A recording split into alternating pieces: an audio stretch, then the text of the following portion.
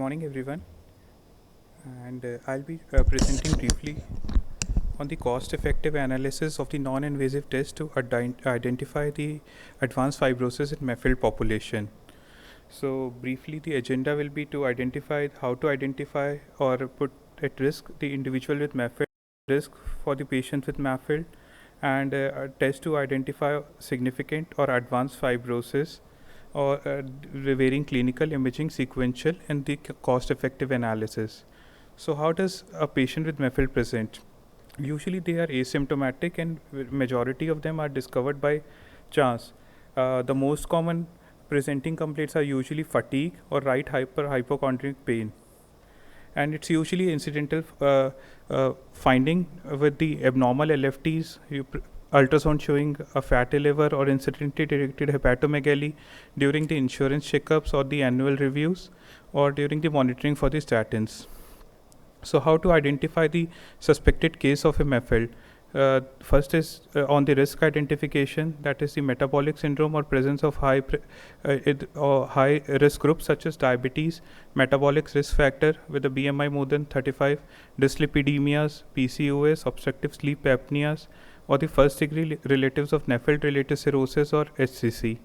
Then historically, depending upon the whether there is alcohol intake or significant alcohol intake or not, and coming on to the test, that is the ALTs, ASTs, the negative serologies for hepatitis B, C, negative autoimmune antibodies, negative celiac serologies, normal ferritin and the immunoglobulins on the ceruloplasmin level. So the strong predictors for MASH and fibrosis are usually age more than 50, type 2 diabetes, first degree relative with MAFLD related cirrhosis, and the other risk factors are high fructose consumption, sedentary lifestyle, overweight patients, metabolic syndrome, Hispanic ethnicity, Asian race, dyslipidemias, PCOS, endocrinopathies, and obstructive sleep apneas. Coming on to the prevalence, it is estimated to be around 25% globally, and highest prevalence is noted in the South American group and the Middle East group, and the lowest is in Africa.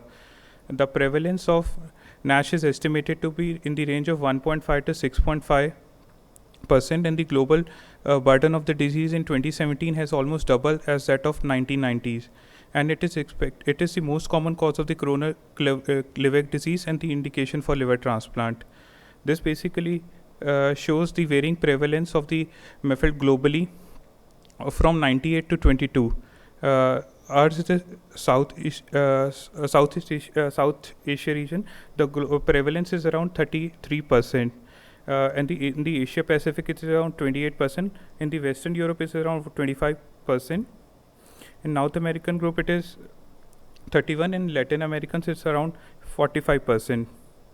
And this basically shows the increasing prevalence of the MAFLD over time from 25% from the era of 1990s to 2006 to 28% in 2007, 2010, then 11 to 15, and 18 to 19 it has increased 38%.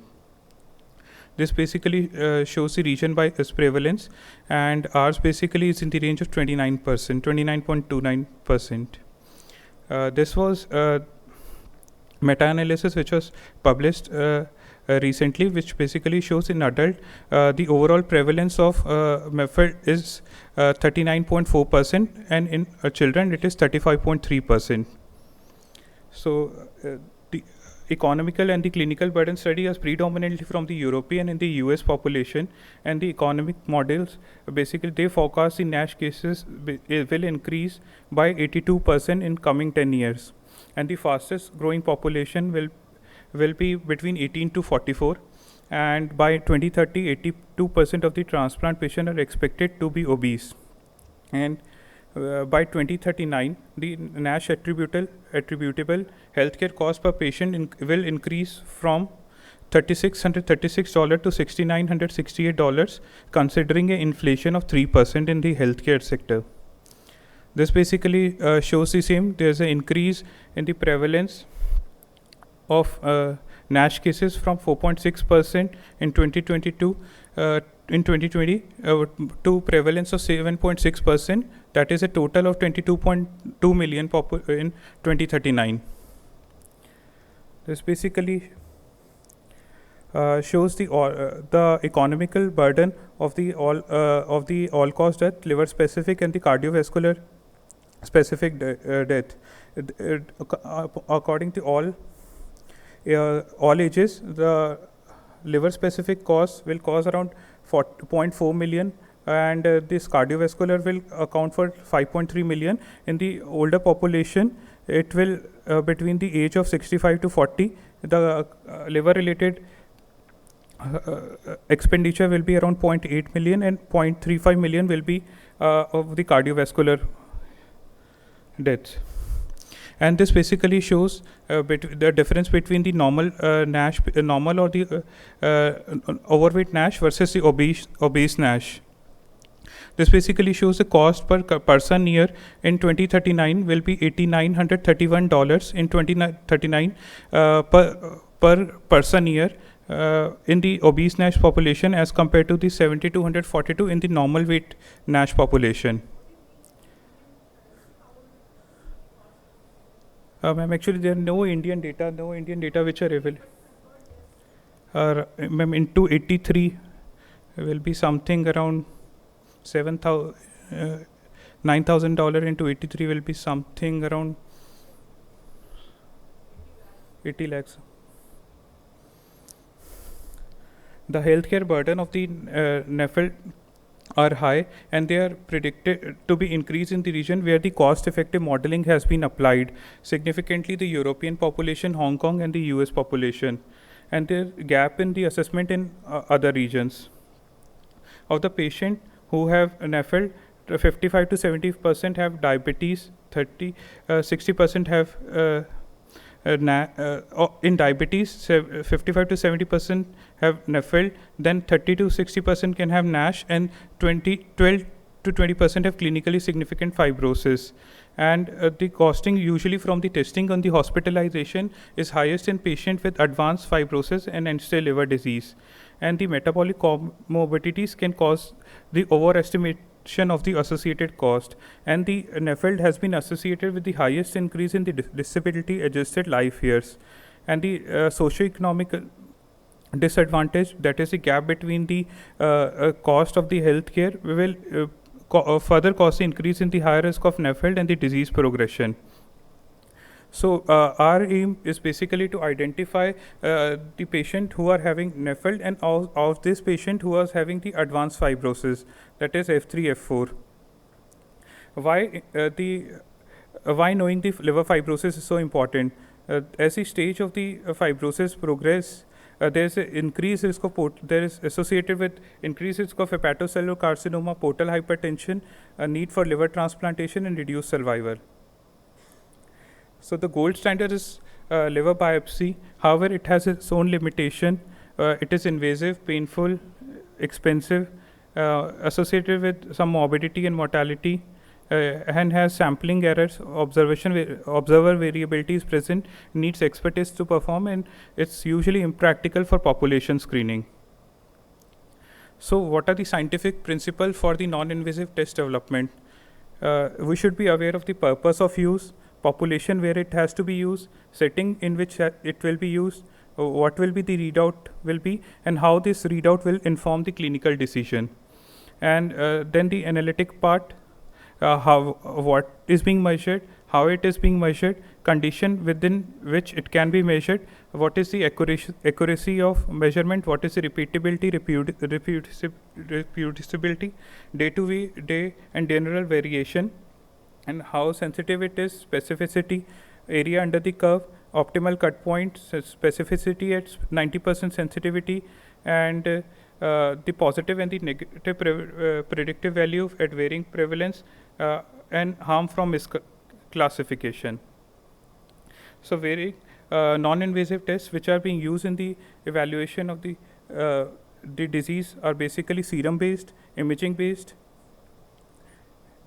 These are the simple fibrosis score. I'll not go into the detail. The most common screening tool which is used is basically FIB4, which is dependent upon the age, AST, ALT, platelet, and area under the curve for identifying F3, F4 fibrosis is 0.84. And rising FF4, there's an increased risk of cirrhosis and decompensation. Other score are AST-LT ratio, APRI, MAFLD fibrosis score. The other single markers are Pro-C3. Then combination markers are ELF score and fibrotest, fibrometer, and HEPA score. ELF score has been also used. There's this P3 anti-pro-B P3 NP, hyaluronic acid, and TIMP1. And the area under the curve is basically 0.83 for F3, F4 fibrosis and has been associated with the liver-related outcomes. And the imaging biomarkers which have been used are transient elastography, then shear wave elastography, magnetic resonance elastography.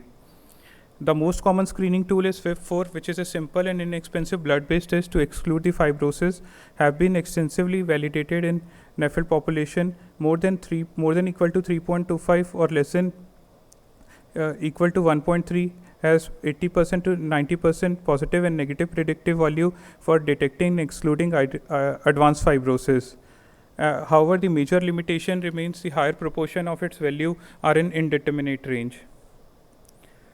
So it's a combination of tests which is usually needed, and it was a population-based study which was published in Journal of Hepatology last year, and it includes 3,378 population, of which FIB4 correctly classified the patient having advanced fibrosis in 63% of the cases. However, when it is done in the combination FIB4 followed by ELF score, it classified the patient in 88% of the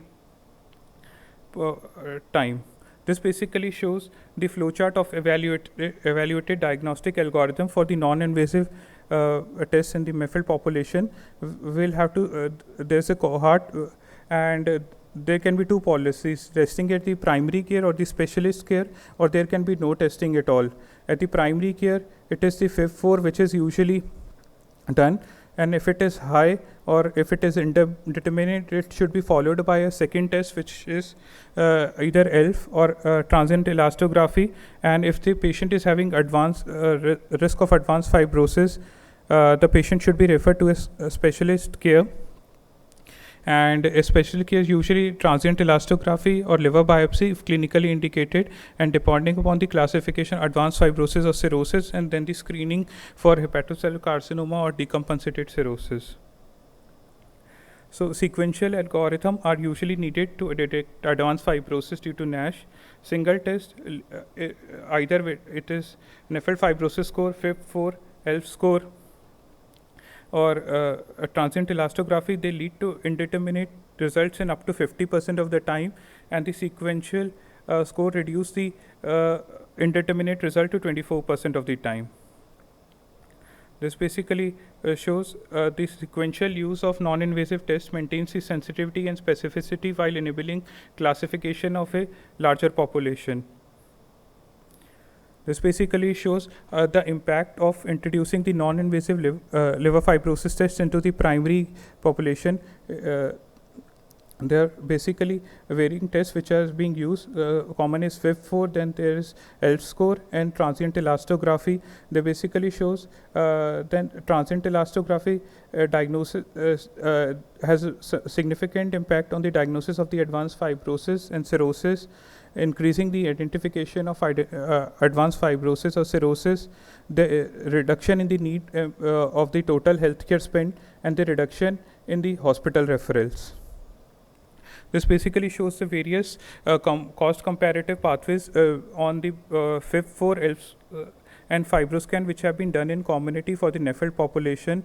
The standard of care, which basically takes into the history and the waist circumference, basically misclassifies roughly around 35%, leads to the referral of 35% to the speciality. However, with the introduction of the FIB4, ELF score and transient elastography, the referral to the specialist center reduces up to 15 to 20% of the per 100 population.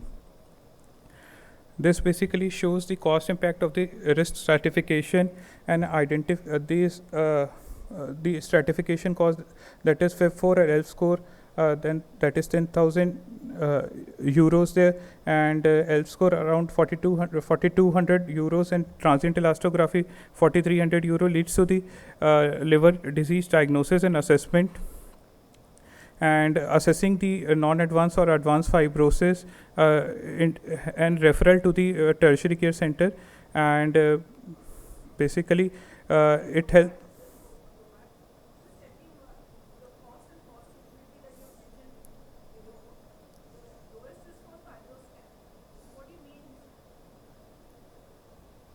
If the patient is basically getting screened at the primary care center with the fibroscan, the cost is less. When it is referred to a specialty center, the cost of fibroscan, ELF score, and everything goes up multifold. So it basically shows the screening for the like transient elastography, FIB4 or ELF score at primary healthcare center costs less as compared to the specialist here. So this basically shows as compared to the the varying modality of detecting the advanced fibrosis in as compared to the liver biopsy. The ELF score and transient elastography has a higher area under the curve as compared to the FIB4 score for detecting the significant or the advanced fibrosis. This flow diagram basically shows in a cohort of 1,898 patients with low risk population with FIB4 no referral, and if the patient is having indeterminate with FIB4 score, ELF should be done. Whether the patient is having low risk and the patient falls into high risk, then the patient should be referred to the tertiary center.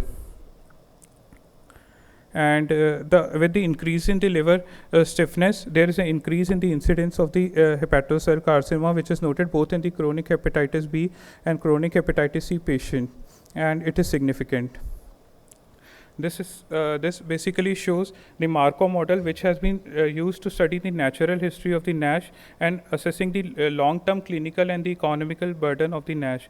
This is a model which takes into the current incidence and the prevalence of the NASH population, and basically determining over a period of 1 year whether the patient will progress, whether the patient will go back into whether regress or patient will remain static. And this basically extrapolates the data to next coming 10 years. And they basically study the cost effectiveness of the 5 strategies, which is transient elastography, magnetic resonance elastography, the combination of transient plus magnetic resonance elastography, the combination of magnetic resonance elastography plus biopsy, or the combination of 3 of them. This basically shows, as compared to the transient elastography, magnetic resonance elastography causes significant increase in the quality adjusted life year. So if the patient is willing to pay $100,000, the cost effectivity of magnetic resonance elastography is higher than transient elastography. It leads to gain of 51.13 quality adjusted life year as compared to 49.9 quality adjusted life years gained with the transient elastography. Willingness to pay is from the patient. Insurance or patient? Insurance, ma'am, usually. In fact, only in Korea probably state is paying, because it is mandatory for their employees to. Slide means state, because they're talking of daily and they're talking of quality of life. It is state. Yeah. Then there is cost effectiveness of the other study which was done in the US healthcare based system, basically showed the combination of FIB4 and transient elastography had the lowest cost per person for identification of the cirrhosis or the advanced fibrosis, and the second highest for the detection of advanced fibrosis in the NAFLD population was the combination of FIB4 and magnetic resonance elastography. The diagnostic accuracy of magnetic resonance elastography in combination with FIB4 is higher. However, it comes with an additional cost. So coming on to the this basically shows that the combination of FIB4 plus MRI almost identifies the same number of classifies the number of same patient as with FIB4 plus liver biopsy or MRI plus liver biopsy, that is 92.4 and 90 as compared to 97 and 95% in the liver biopsy group in combination with FIB4 elastography in detection of the advanced fibrosis. Then another this microsimulation state transition model was developed by Tepper et al., which basically took a cohort of 10,000 50-year-old Americans, used Markov model, and basically the detection of fibrosis using the NAFLD fibrosis score or the combination of transient elastography was cost effective at $5,795 and $5,768 per quality adjusted life year respectively, and they were the most effective cost effective in patient who had the willingness to pay a threshold of $100,000 per quality adjusted life years. This was a UK model, which was basically NGA liver disease pathway model, which took two things. One is steatosis, which was classified by CAP, fatty liver index, MRPDFF, magnetic resonance spectroscopy, liver fat score, stato test, and ultrasound. Advanced score by ARFI, AST-LT, BARD, ELF, ferritin, FIB score, fibrotest, and NAFLD fibrosis score, and elastography. They basically concluded that testing for NAFLD was cost effective compared to no testing, and cost effective leads to threshold of 20,000 pounds per quality adjusted life year gains, and resting at the frequency of 6 year was cost effective compared to any other frequency. And for advanced fibrosis, retest frequency should be 3 years. And ELF ranked first among the various diagnostic strategies for the cost effective analysis for the detection of advanced fibrosis in the NAFLD population, and cost effective threshold of 20,000 pound per quality adjusted life year gain. So this basically coming on to the investment framework, there should a global effort to basically screen the NASH, as the prevalence of the NASH is increasing and advanced fibrosis. So the financing source should be from the public and private source both, and there should be political commitment, mobilization, community focused response should be there. There should be insurance policies and practices. There should be destigmatization. There should be research, pathway for the identification and the linkage to the healthcare. There should be health promoting environment, and the national activities should be strategies or action plan, health system optimization, financing for the care and the treatment, development and deployment of the non-invasive tests, awareness raising and prevention, surveillance and monitoring. The international activities should be, there should be defined guidelines on the prevention, treatment, service delivery and monitoring, facilitating the global access to the affordable and accurate diagnostic and treatment, identifying the priorities activity, and the economic benefit should be the aversion of the disability adjusted life years gain in the quality adjusted life year. There should be healthcare saving and cost efficacies, indirect economic benefit, household securities, and workforce and leisure productivity, and pathway to and cross sectoral should be a stronger health system, stronger sectoral partnership, and a pathway to achieve the self development goals. So the roadmap for the further development and integration of non-invasive tests should be identification can be based on the susceptibility, identifying the fibrogenic genetic risk profile, Then diagnosis, there should be defined tests which should be available. The combination or the sequential test should be available. Prognosis to stratify the risk, and monitoring the response to the therapies, or the monitoring the clinical course over the time. There should be treatment response. A non-invasive test should be available to classify the responder as the non-responder, and then the surrogate endpoint should be the treatment response across the multiple methods which have been used. To summarize it, the MAFLD is highly prevalent with variable rate of progression to advanced fibrosis. Crucial to identify those who are having advanced fibrosis, as they can quickly progress to cirrhosis, liver cancer, and need for liver transplant and mortality. There should be community or the primary health care system should be taught. It should be about the need for the non-invasive test, and the patient with diabetes or high risk population should warrant further evaluation for the non-invasive test. And the use of non-invasive prognostic biomarkers can stratify the risk, the prognosis, and the treatment for these patients, and may reduce the burden on the tertiary care center.